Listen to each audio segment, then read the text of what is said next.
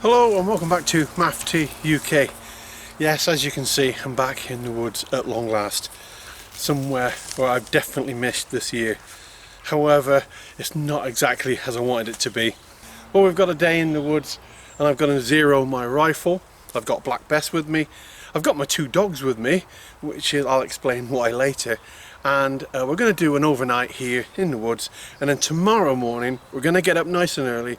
We're going to drive over to Graythorpe Estate, and then we're going to do a memorial shoot for two of the local deer stalkers that used to hunt in these woods, and that will be my weekend complete. Oh, and may I add, before I go into the intro, there will be no animals hurt in this video whatsoever. This is all target and paper shooting, okay? Welcome to Maff UK.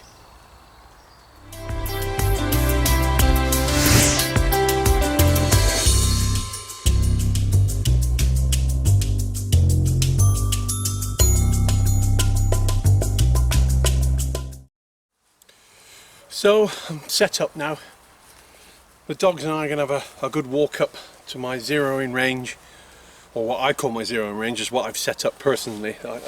There should be some sticks and some paracord in a tree, and I just set up a little target, a little range, and I just go back. I know my 100 meters is actually about 110, 120 meters, but I go back to that and then I zero my rifle, and that's what I do. But as you can see, I've brought my Nigor Wiki Up 3 with me. Let's have a quick look round. There is a couple of things I've not used before, and I'll show you those now. It does look a bit messy in there, but remember, this is set up so that the dogs has got somewhere to sleep as well. So not only have I had to carry my own stuff, I've had to carry the dog sleeping bags too. And yes, they have one, including a wubby blanket. And a wubby blanket is an American poncho liner. And they call it a wubby blanket because without it, you will be cold. And that's true. So the first time use out is the full inner. You'll notice I've had to put bags on the lines here to stop the dogs from running into them, but they're not working. They still run into them, so it wouldn't surprise me if they rip them out of the bloody bivvy later. My sleeping bag in there, that is a 4-season sleeping bag, and it's a big bugger too. So I got an extra big sleeping bag because I'm quite a large sort of chap. These mummy bags ain't big enough for me, and then you can see the wubby blanket and you can see the other blankets and Mrs. Parker in there if it gets cold. So that's how it's set up for the dogs. I have Black Bess and my shooting sticks, the quad sticks. I'll show you more of those later on when we're going through the practice shoot. The area that I'm in has been used on several occasions. This is the closest spot to the car. Carrying as much kit as I've brought with me today, I didn't really want to hump it too far, so I'm only 500 meters at most. You can actually hear the road down there. You can hear the dogs coming. There's Ellie dog. Right, Ems. Right, Ellie, good girl. And then you have Missy. Here, mate. And you're a handful of trouble, you aren't you? Constantly wincing. So there we are. So we're not sure who's going to keep who warm tonight, but I guarantee you that little devil, even though she'll be covered in ticks, will want to come into my sleeping bag. Ellie, she just wants to play with sticks. Ellie's actually a Kelpie. She's part Kelpie. That's why she's so broad, but she's a bit fat too. Whereas Missy is perfect, isn't you? Isn't you? Although you are a pain in the butt. You've got a stick there, Ings. What you got, Ings? What you got? So let's have a walk up to the firing range then. It's about 1 kilometre away, and we'll get things sorted. Bearing in mind, this is not a public wood. There are no public footpaths through here. I do not expect to see anybody. And the only people that come through here are hunters. So why aren't I in my hammock? Well, if I was to go in my hammock, all I would get all night is Missy and Ellie trying to get into the hammock too. Now, even though I wouldn't mind one of them in there, the other one is just, that means there's no room for me. So they would be whinging all night and wincing all night to get into the hammock, and so none of us would get any sleep, and that's why I can't bring it. The reason I've brought the dogs is because my good lady wife, she's had to go down to Cambridge over this weekend to see her son. So she's gone to Cambridge, and that means I can't do an overnight and leave the dogs at home. So I've got to bring the dogs. I can't bring my hammock, so I've got to bring my tent so as I can keep them safe and warm at night as well.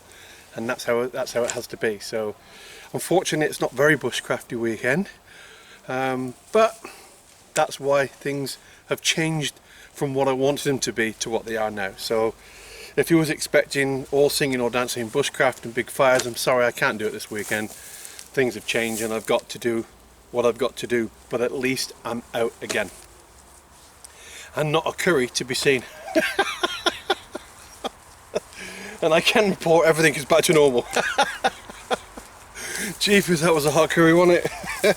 And if you've not watched that, I know if you're watching these videos and you don't watch the fishing videos, it may be worth a shot just to look at the last video that I did, which was floodwater carp fishing. About halfway through the video we attempt to eat a very, very hot curry, a Carolina Reaper curry, and oh my word, yeah, I was in a lot of pain, but I got it, I got through it.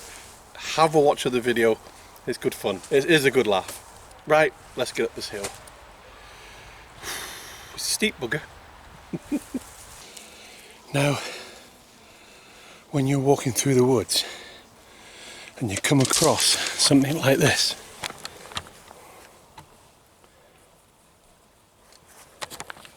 it's called a deer scrape, and basically the deer scrape the foliage back, get down to the mud and pee all over it, and it's a roebuck marking its territory, and that's what that is. So there you go, that is the deer scrape for a roebuck to mark his territory. I've got no chance of seeing any deer this weekend, not with them two noisy buggers, so but I'm not here for that anyhow. As you can see, I've not quite got the lakes to myself this time. Some sort of function going on. I know there was a race, but I don't know what that is. Probably something to do with the race start and finish, is it? I can't see from this range. Perhaps the camera will be able to pick it up, which I'm trying to hold as still as possible. And then we have some ready. Come on, boats. Lots of little boats.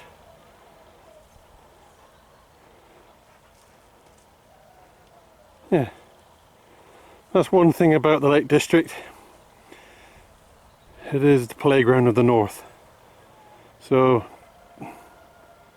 you can't be surprised when it's a bit busy.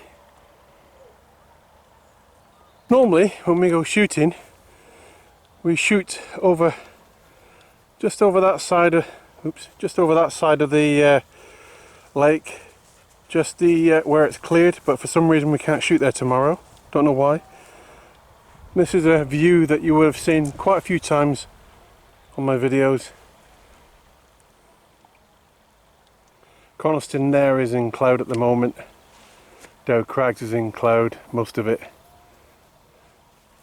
And we're not too far now from my shooting position, although a couple of sheep there staring at me. Let's hope the dogs behave themselves, otherwise they'll be in trouble.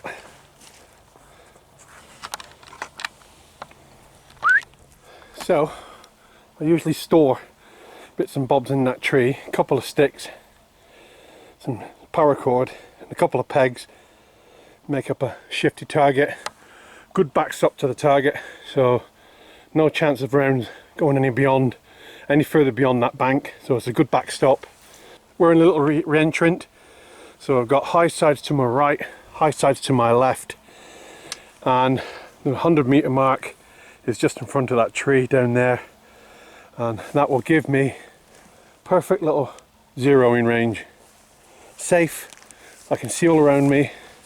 There's cows in this field, but as long as I don't bother them and leave them alone, they should keep well away from me.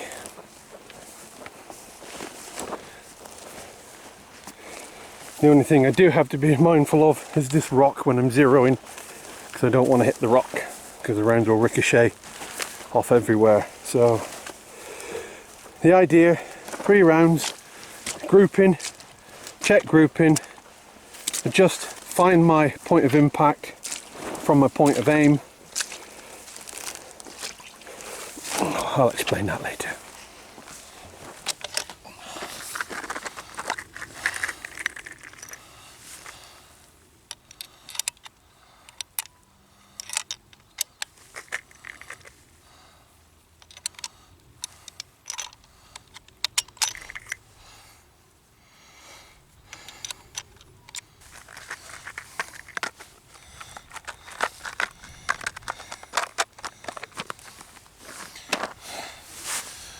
To make sure I know where the bleeding dog's at. I'm on the side of a hill, so I have to be very careful here.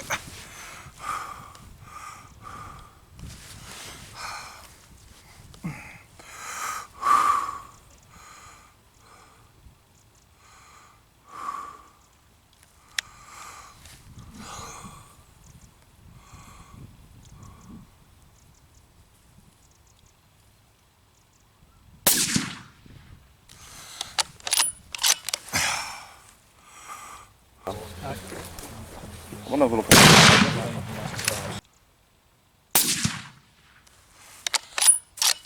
Ellie, come here.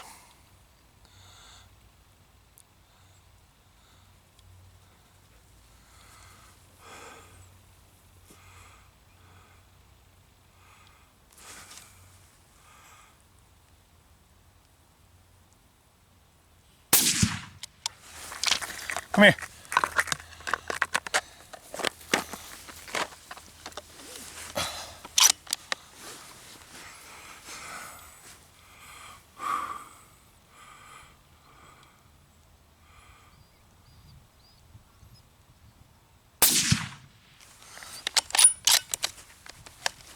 Oh, they're a bit tight.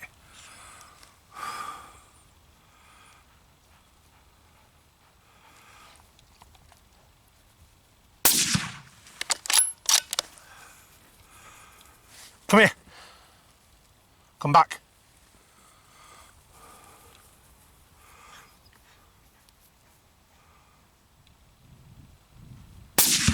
Okay. That's 6 rounds. That's 6 rounds fired at the same point of aim. Okay, so when I get up there, I'll be able to see my point of impact and adjust my sights to ensure that my point of aim is the same point as my point of impact. Let's see if I can get past these dogs. The rifle is unloaded, it's empty and is safe, and I can move forward on the range now. Once I've picked my brass up.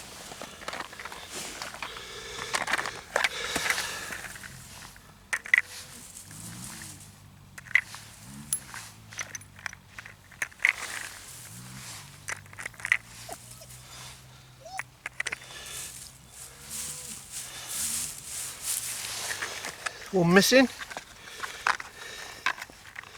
Come on, where'd you go?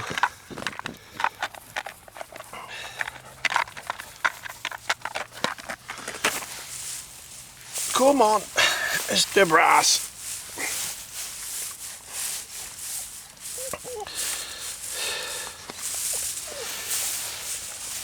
It's not the end of the world if I can't find it, but I don't like to leave the brass lying around because I reload. Ah, here we go. There we are.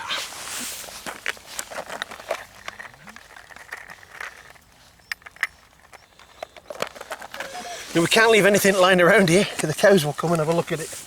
Here they come, investigating. So we have to walk back with all our gear.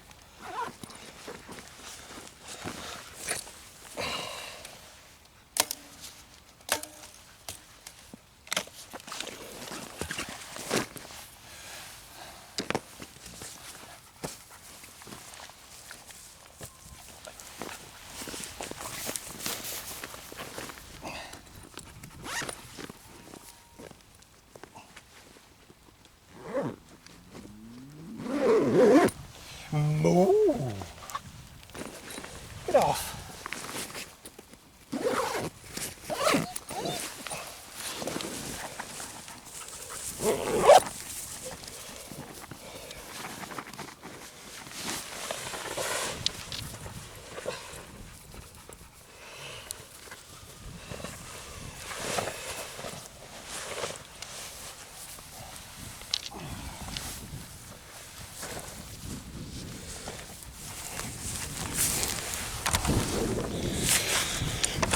Right, you can tell that I wasn't trying my best shooting. I was just trying to get a point of impact, because the last time I fired this rifle I was miles off. I think I knocked the sight, so I don't know. I was much higher on the deer stalk, so I was miles off.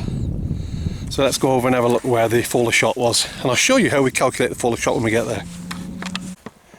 I seem to have a bit of an audience. Now, I'm not bothered about them, I'm more bothered about my dogs, to be honest. So, and Billy Bull's there as well, so I think what we'll do...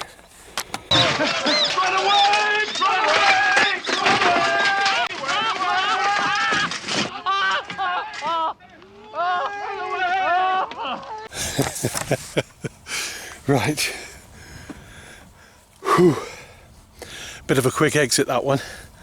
I'm not scared of cows, but when the bull's in the field with the cows, I'm not so keen, not so happy about that.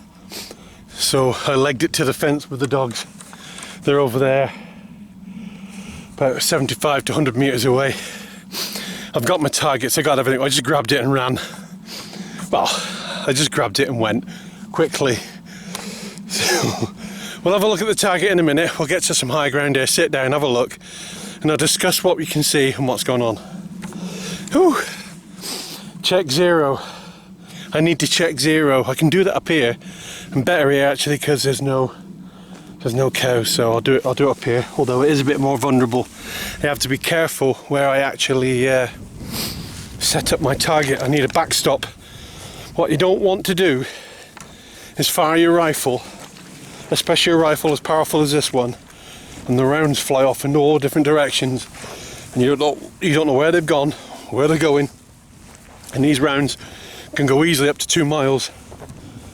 So no, it's important that you find a proper backstop for your shooting. That's why that little re-entrant is perfect. I've got a reasonable group, but I'll explain what I think is going on there. A couple of the marksmanship principles need to kick in.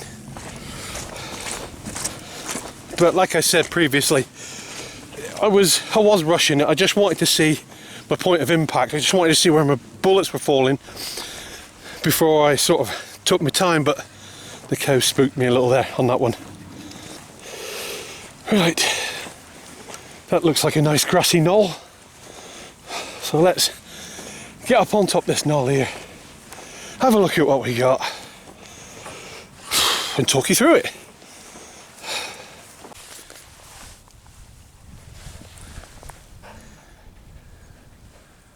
Don't be such a slobber chops.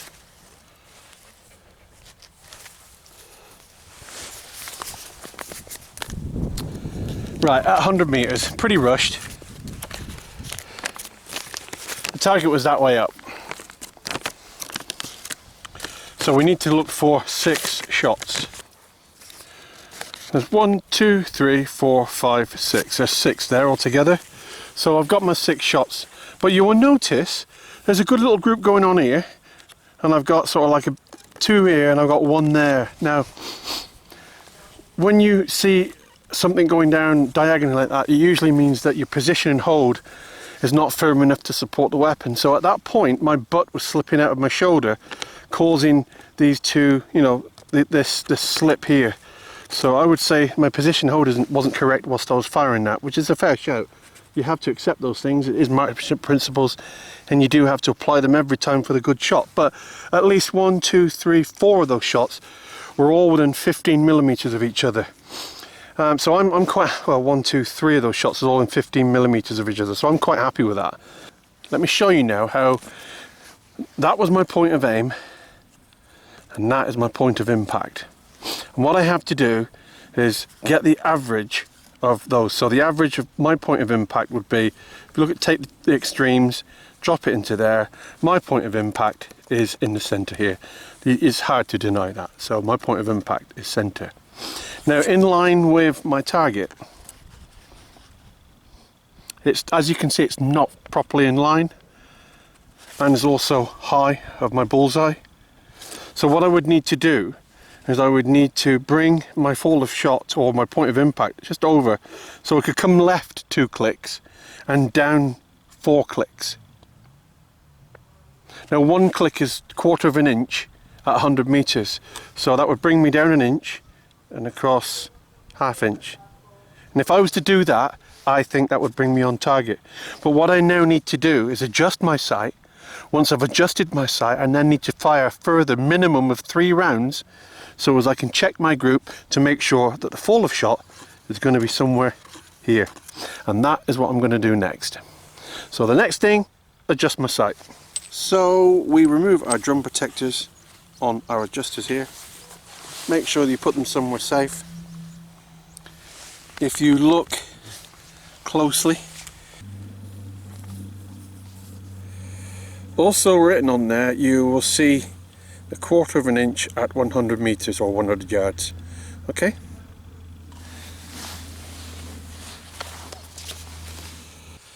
Now, I've adjusted my sight now, and that should bring me right on top of that bullseye. I'm just going to give my sight a quick tap, just to make sure everything's released on the inside. Nothing heavy, nothing hard.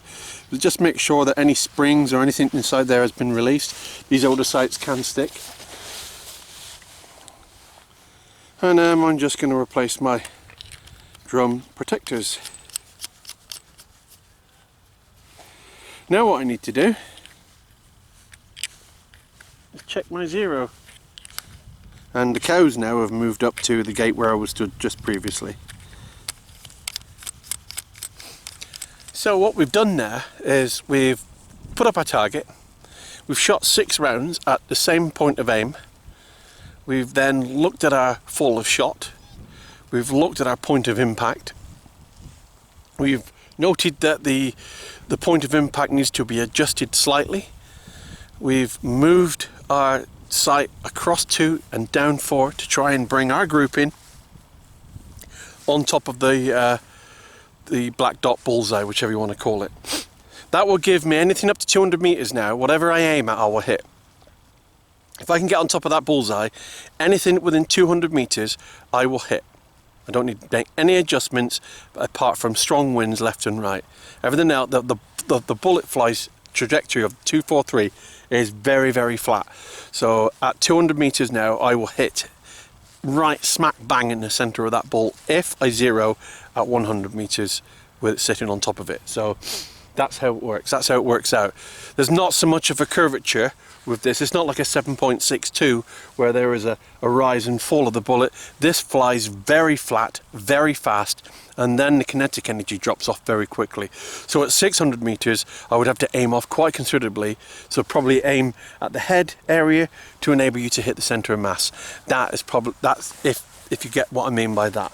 So the bullet will fly very quickly, but then drop very quickly too, after it loses a lot of energy. So it's a very good fast round, the 243. Some people say it is not suitable for deer. Rubbish. Rubbish. You would not want this in your chest. Your heart and lungs turn to jelly. I'm telling you, that's absolute rubbish. Who said that?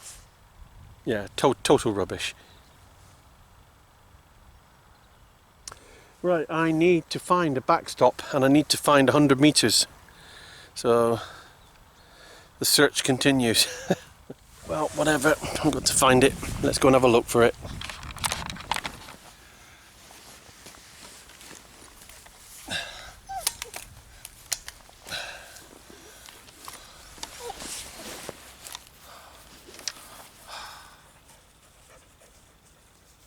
Yeah, that's workable. Get your ass out of the way.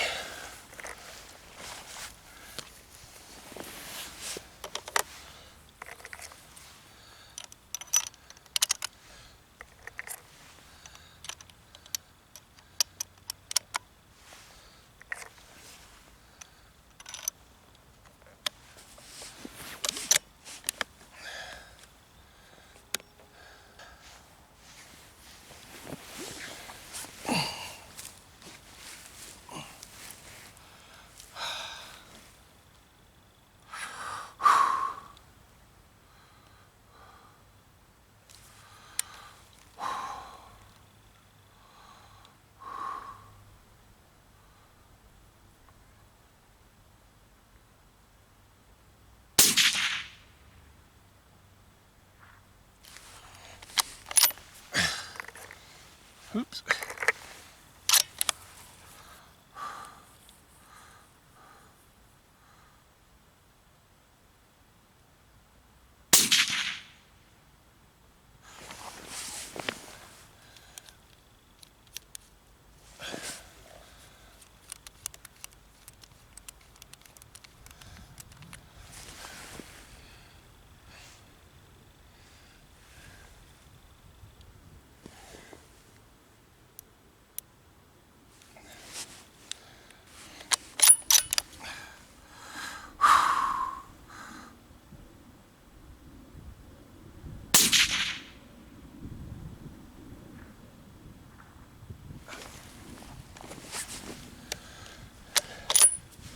Something's not gone right there.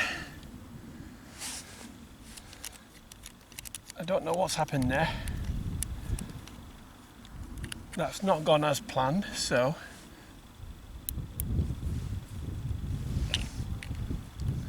I'm at the right height, but I was far over to the left. I adjusted back the 2 clicks and noticed that I was heading back towards a bull again, so I don't want to chase the error. They call that chasing the error. I don't want to do that. But you know when it's not right, and that's not right. So I've adjusted it now, right over to the right. Let's see how that goes.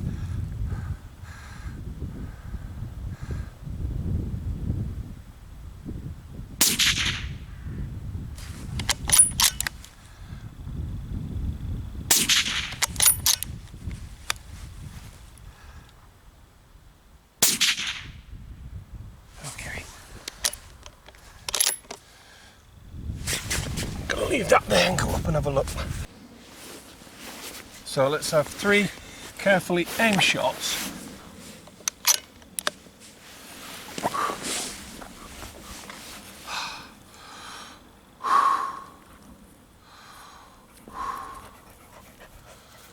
Sit down girl, good girl.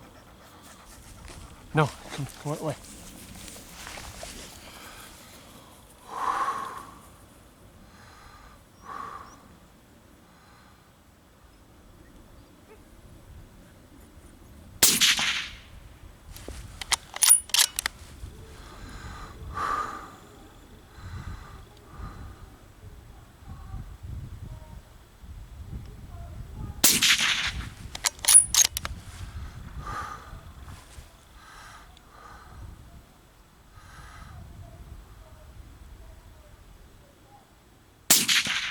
Okay,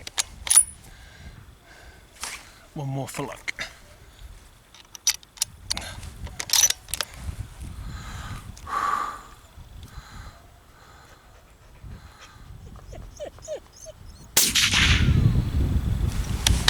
There we go, that's it, we're done.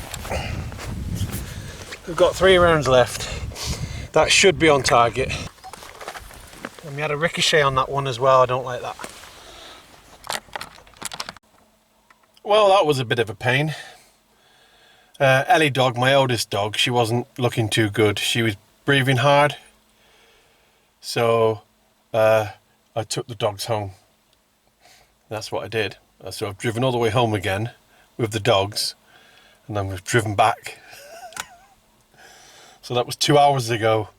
This took me, just over just 2 hours to get here and back again. So that's what I've done. So, but I'm back in here. So I've got my son, he's coming up later to let them out, and then he's going to stop over and take them for a walk in the morning. That's what he's going to do. Anyway, Missy was like whinging as well, so that was doing me head in a bit. She wouldn't stop whinging. So I am now dogless. Which is, I'm sort of happy in the way, because they were quite a handful. And I was struggling a bit with both of them. Missy's a little bit excited, and Ellie's just, well, not too bothered, but yeah, I was struggling a bit. So there we are. Back into the woods.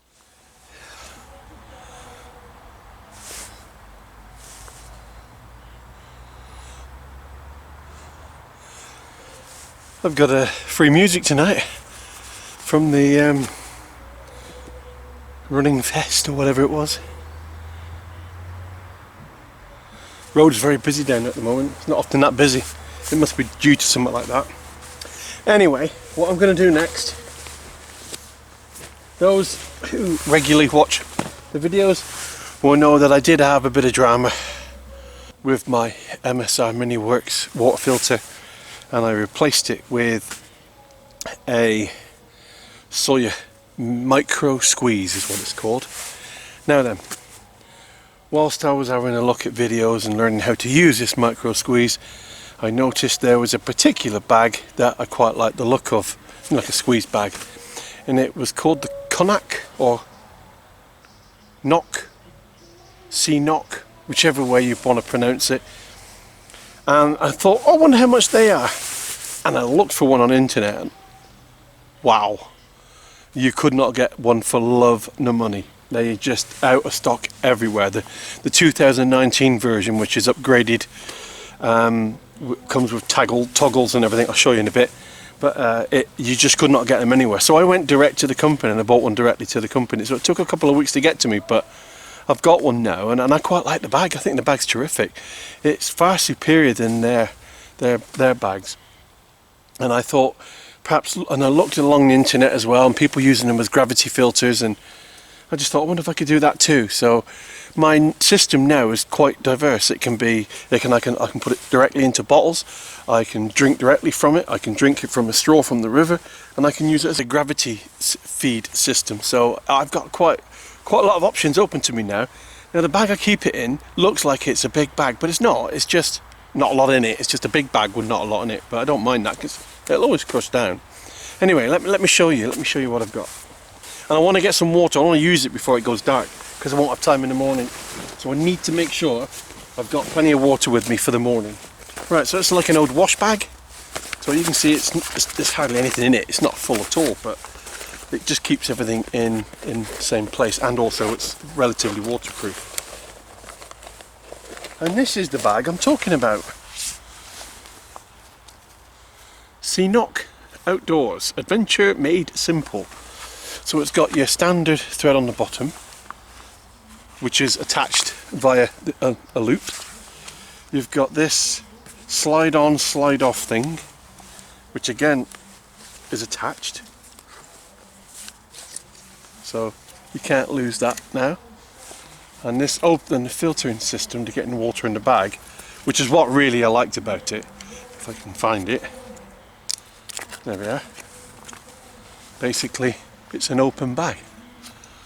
So open bag, fold it, get your little lever thing, slide that on. You can hang that up now. And with the system that I have now, I can literally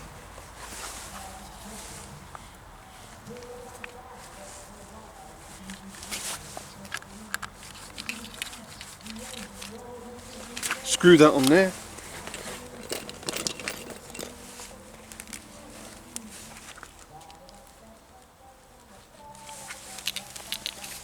and now I have my gravity feed system. Just drop that into a bottle or whatever. Or I can take that off and just put my drinking, my drinking cap on. So that's my new system, and I'm going to try it now. So I'm going to give it a go. So I'm going to go back to my water source, get the water, and try this here, just for the first time.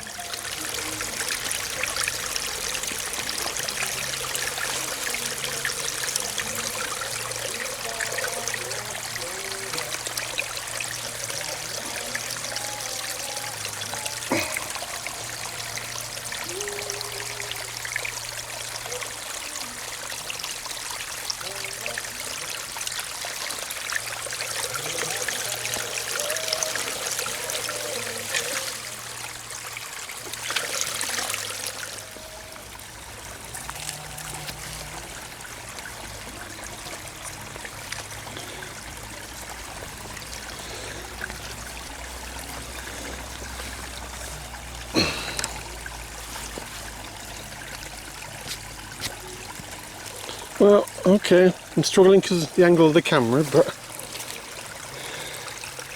that certainly worked fine, didn't it? So there we go. One bag of dirty water.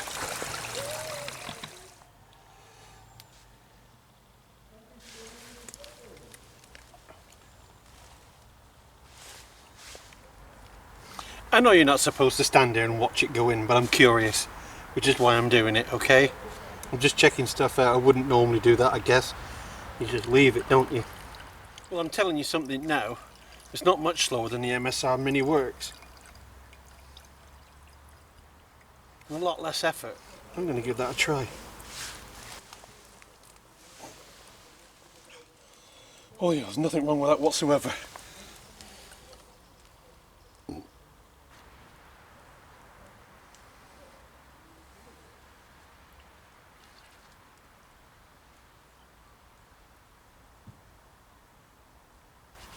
That's cool. That's perfectly clear. Tastes okay. I'm really pleased with that. There's not much speed difference between the Mini works because you had to pump it for at least 30 seconds before you could get your first water out of it. You just had to like flush it through anyhow. So I thought that was alright. I had no problem with that. Okay, you're supposed to let it go into a bag or into another bottle and just leave it, but I was curious, and I think also my hose I've got here isn't very flexible. It's a bit stiff, so probably not ideal for what I want it for. It is a bladder replacement hose, but it's a bit too rigid. I want something a bit more rubbery, flexible, that sort of thing. I think that would be better because this seems to have memory. It doesn't want to let go of the curled up shape when it was first purchased. So all in all, marks out of 10 for its first use. I'm going to give that definitely an 8. The reason I'm giving it an 8 is because it's fiddly. It was a bit of a mess around. The weight difference of that isn't too bad either. You know it's wet. So yeah, I'll give that an 8. Happily give that an 8 for its first use. Obviously that score can go up or down depending on time. Oh, we need to talk about my shooting, don't we? Because obviously the dogs caused an issue and I got my targets back. My target's okay now. I'm happy with my folder shot. I'm not going to show you the target because there's lots of different groups on it. There's 1, 2, 3, and if you don't know what you're looking at, you just think that's just a really bad shooting. In actual fact, it's not. It's 3 separate groups. As I moved across, what I do find strange is why I had to do that in the first place, because I adjusted my folder shot, my point of impact, and then when I went to shoot again, it was completely different. Now that's happened to me before. No, it's possible, and this is a sad thing. It is possible, but my sight is broken. And I won't really know until tomorrow. If I shoot tomorrow and it's all over the place, then I can pretty much sort of say that I've got issues with my sight and I need to replace it. But let's hope not. Let's hope not indeed. There's no point carrying a bottle opener if you're not going to use it. So here we go, Wild Bill's IPA. No, I'm going to have to cook soon because I'm starving. I haven't eaten since this morning and it must be coming up 4:30, 5 o'clock now. So, and don't forget, we are going to get the rain. For dinner, I have venison burger, cheese, asparagus, jalapenos. I did bring some actually. Nothing like I had the other day. That's it really. That's all I'm going to have. Just one burger. Well, it's a double burger. It's like a double cheeseburger, jalapenos, but it's actually venison burgers, so it should be nice. Well, I don't know if you know or not, but the venison, excuse me, isn't very fatty at all. So they need to add other meat like lamb with it to be able to cook it properly, to bind it and gel it together. So yeah, there you go. Of all the years I've been cooking outside, this little thing I got from China is by far the most used from me. Ah, here comes the rain.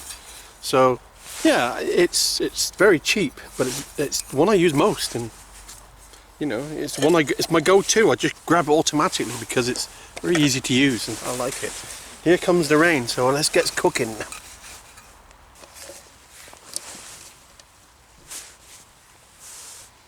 Name the movie.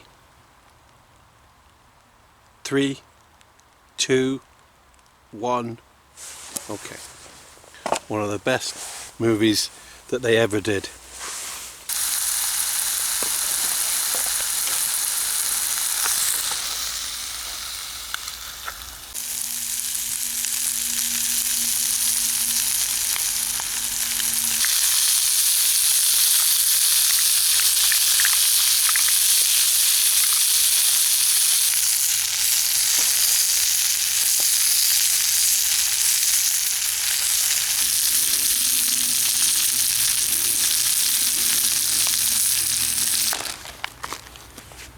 So, okay, here we are. One burger, asparagus. Well, burgers in a bun with cheese, venison burgers at that too. You know, there's a lot worse things you can have, isn't there? Yeah, and they're very nice too. Cheers. If you really want to see some fantastic outdoor cooking, then you need to watch The Woodswalker 1965. Wade is absolutely fantastic at cooking outdoors. He makes his food look so delicious, and it's just awesome to watch him cook. And he makes it look so simple too. So check it out. Check this channel out. Worth a watch. Cheers all. And as usual, I'm going to eat my dinner and then I'll get back to you. See you later. Well, I don't know if you can hear or not. The rain is definitely coming now. It's in, and it's going to get bad, from what I'm told. So it's time to batten down the hatches. With this design, as soon as you open the door, the rain wants to come in. So I need to close this door and get myself. There's plenty of room in here, so I'm not short of admin space. So I just batten myself in, and then carry out the rest of the evening. Okay, just looked on YouTube. Jed I. Carper, you want to shout out? You just started your own blog. Here you go, mate. I haven't looked at any of your videos yet, to be honest with you, but you asked for a shout out. There's your shout out. I'm going to put a link to your channel on this video. So Jed I. Carper, let's have a look at what you got to offer. Let's see how you get on. Okay, you wanted it? There you go, buddy.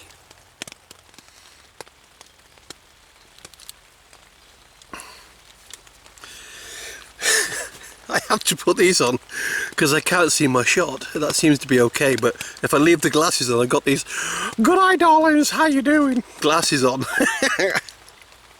Hey! Quite recently, one of the comments that was made on one of the videos has to be one of my all-time favourite comments from the fun point of view. We were akin to the Morecambe and Wise of fishing, Dave and I.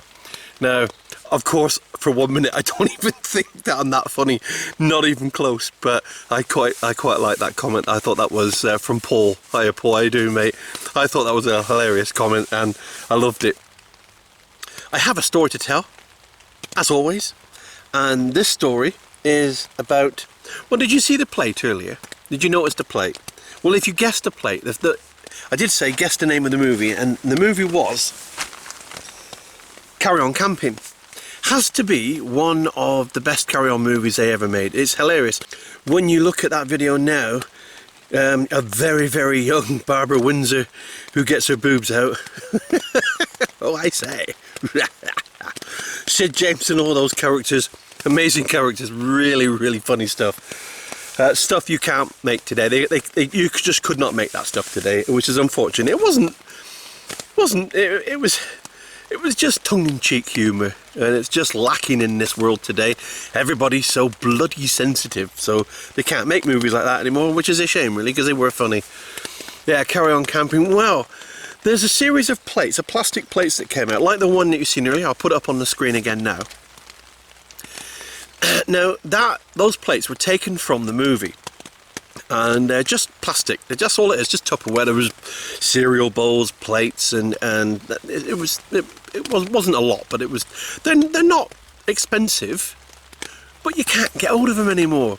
Well, anyway, I don't know how I managed to get hold of 2 plates. I ended up with 2 plates, and one was the one you can see now, which was Sid James and that big daft bugger. I'll put his name up here. I can never remember his name. I'll put the names here. Sorry, I do apologise. The other plate was of 2 characters, and I'm going to put their names here so I don't get them wrong. And they were in khaki clothes. And if I can find a picture of the plate, what I will do is I will put the picture of the plate up now. So I had 2 plates, and those were the 2. Now, this was 2010. I know it was 2010 because we borrowed a brand new van from some lads at work to ship all our gear to Loch Ken. We went to Loch Ken with my son, and we went fishing and had a right good time. A whole family holiday, but yeah, it was good fun. Anyway, we're sort of halfway up a hill, and we're looking over. We can see, or we can oversee the site from where we are. And we're looking down, and everything. And I people watch when it comes to camping. I can't help myself because I love to watch people who haven't bought a tent before or never used that particular tent, and they turn up and they try and put it up, and they haven't got a clue how to do it, and it's just fun. I know watching other people's misfortunes isn't classed as fun, but I can't help it. It was fun. Well, this couple turned up, and initially they didn't have any sort of, nothing stood out about them. I wasn't really paying much attention to them. So, but they were dressed in khaki, in shorts, pretty much the same as the plate, but nothing had triggered at that moment. Popcorn. And then they got the tent out. The tent was a Vango Force 10, just like the one in the movie. And you can still get them because they are some of the most fantastic tents you could buy. A Vango Force 10, burnt orange, A-frame pitch. They can actually stand up to a Force 10. They were designed for expeditions early on, and they are awesome tents. You can still buy them. Vango still make them. They do the lightweight versions. These were cotton, and like a cotton liner as well on the inside, so they're heavy. They're not packable, but they are awesome tents. Well, these two started putting the tent up. I'm watching putting the tent up, and I'm thinking, I know these two from somewhere. I know these two. Where have I seen these two before? I said to Karen, do we know them? And she looks down and says, no, I don't think so. I said, well, I'm bloody sure I know who they are. But anyway, it bugs me a little bit. So I'm watching and watching and watching. They get the little stools there, and they get the little campers out, and they start cooking away. And I'm thinking, where have I seen these before? Well, I'm currently doing my barbecue.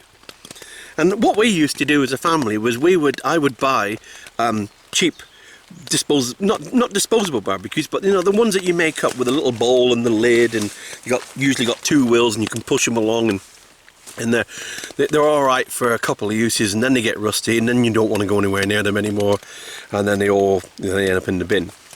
Well, I used to buy one of those for every camping holiday, and at the end of the week I would clean it thoroughly and leave it by the cook. So by the cook wash, so if anybody wanted to use it, they could just take it, and they got themselves a nice good barbecue free, as opposed to those little tiny trays on the floor.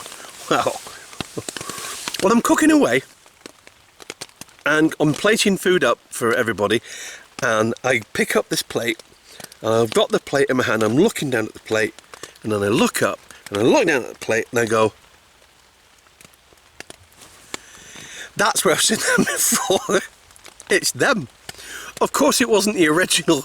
It wasn't the original cast. It wasn't them. It wasn't the actors. But it was a mirror image, and I cannot tell you how exact it was. It was literally as if they'd watched the movie the week before, went out and bought the gear, and then went camping with it, and then mimicked them perfectly. It was amazing. It was. They were the characters from the Carry On Camping movie. Well, I just laughed, and I said to Karen, "That is absolutely amazing." Well, after 10-15 minutes of just laughing at them, I calmed down, we had our dinner, they had their dinner, and now I'm going to go and wash up because that's what I would do. So it was always my turn to go and wash up. It was never Karen's turn to wash up.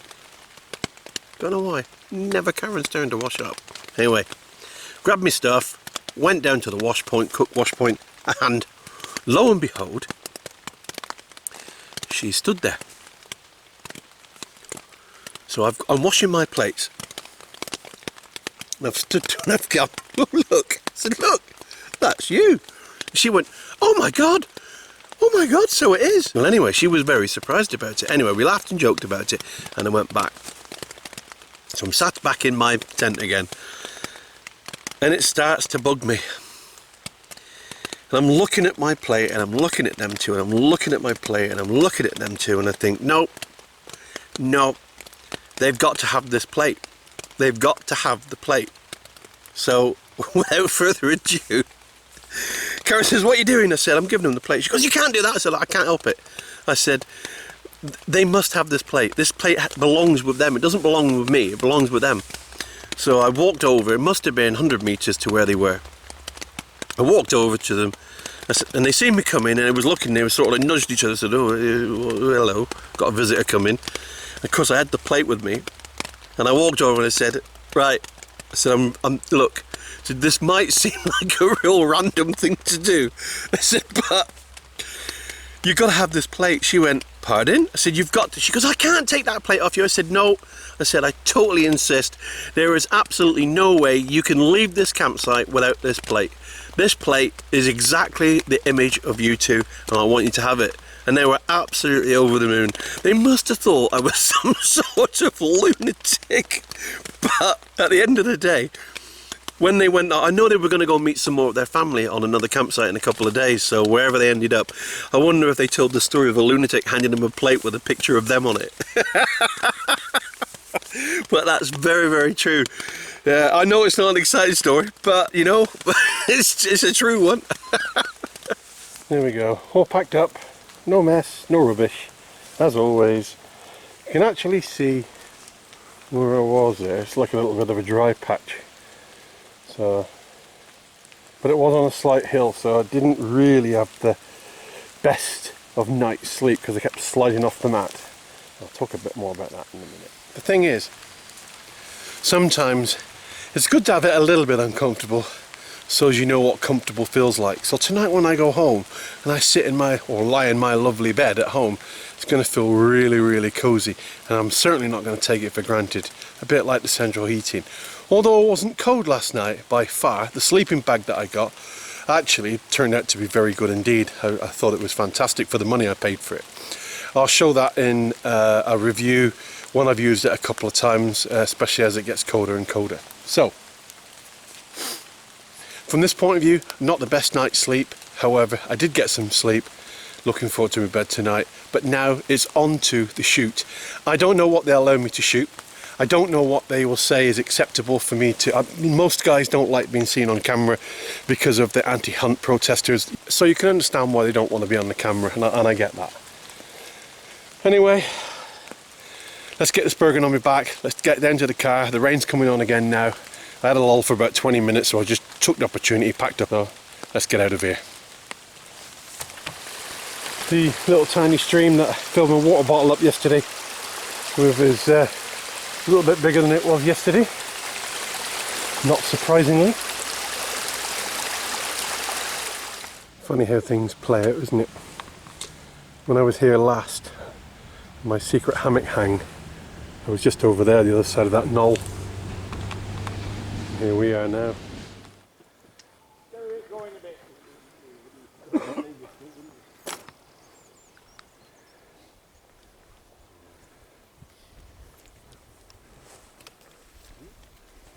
Oh yes, how are you doing? Great. Very lovely, yeah?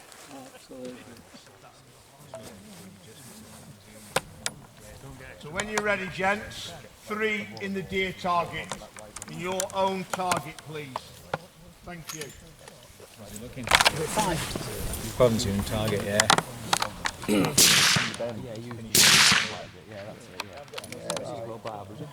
Well, you haven't got a missing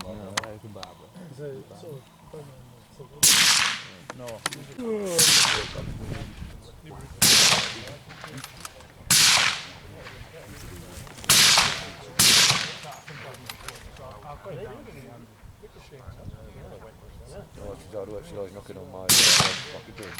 No. Weeds coming, so they will keep you doing. Yeah, you should set them up. And one time, sort of a wall doing that.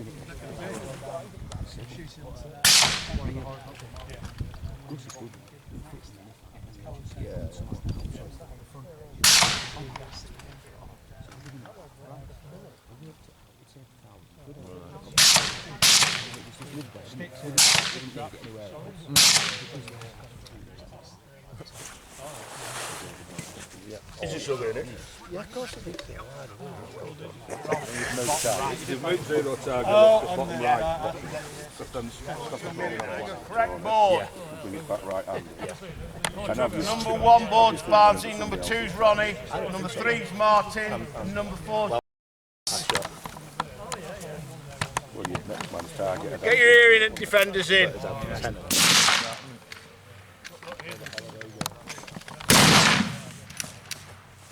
One have a look at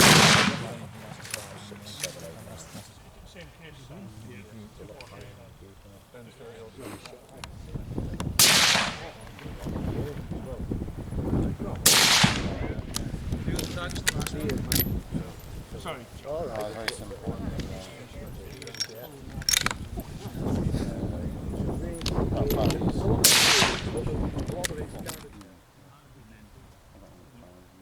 Clear. All clear. So we're going to walk up now. We're going to go about half a metre in front of those posts so we make sure we're on clean grass so when your entries come out, it's easy to see. We're going to do 3, standing. Before the rain comes. Ready?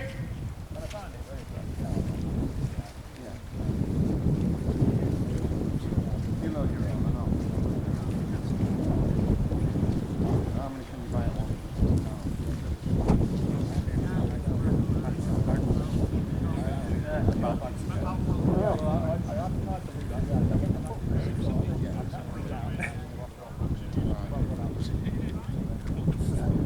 Very easy to reload. That was an awful shoot for me. Didn't go my way at all. My grouping was like that, which is no good, and my deer target was like that.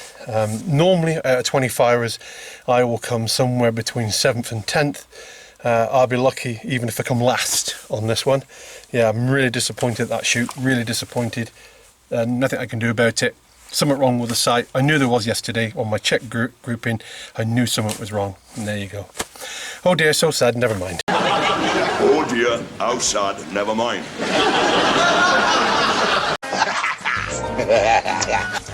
Spoken like a true man.